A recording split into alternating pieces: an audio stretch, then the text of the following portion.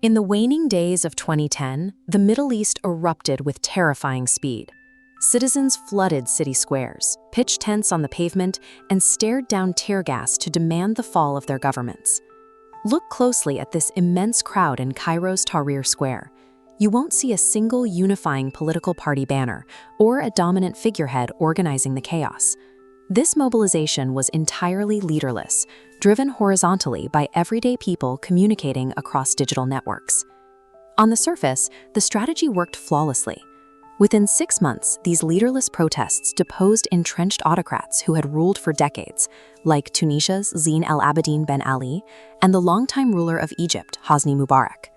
Yet 5 years after the celebrations ended, a stark reality set in. The figureheads were gone, but the immense underlying architecture of the state, the military command, the police forces, and the judiciary survived entirely intact. This outcome reveals a specific historical anomaly. Sociologist Asef Bayat calls it a revolution. It happens when a massive street movement generates the kinetic energy of a revolution, but restricts itself to only pushing for reformist changes within the exact same state institutions they just rebelled against. To understand why the massive crowds of 2011 failed to capture the state, we contrast them with the successful insurgencies of the 1970s. The revolutions of the Cold War era relied on a vanguard model.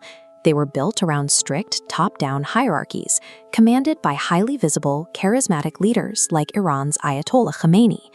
Those rigid hierarchies allowed guerrilla factions and political parties to maintain absolute discipline. They could aim thousands of followers at a singular, calculated objective, functioning like a focused military operation. Observe the structural difference. Left, the older hub-and-spoke model, dependent on central leadership.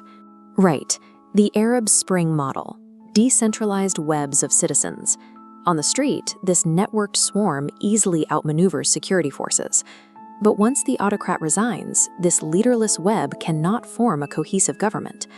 Horizontal networks excel at tearing down figureheads, but without a hierarchy, they are structurally incapable of stepping into the resulting vacuum to actually rule.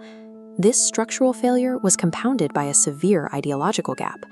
The activists of the 2010s lacked a concrete plan for what to do with the state machinery once they won.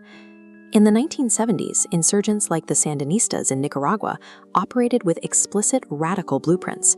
They intended to seize private property, redistribute wealth, and dismantle the old state apparatus entirely to build a new one.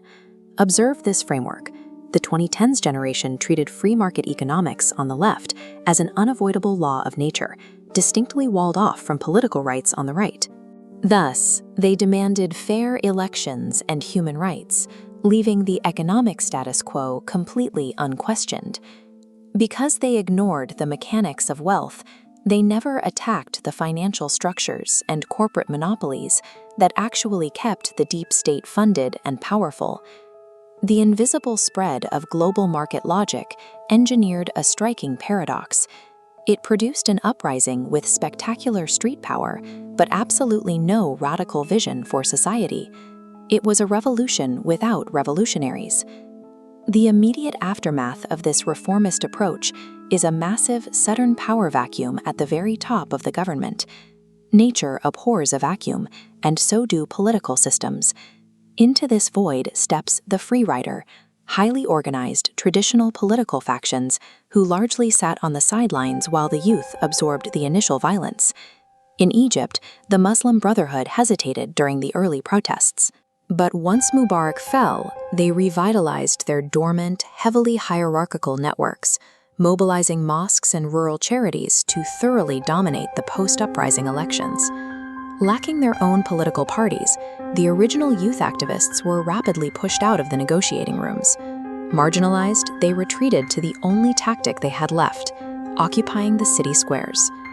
Here lies the ultimate danger of the revolution.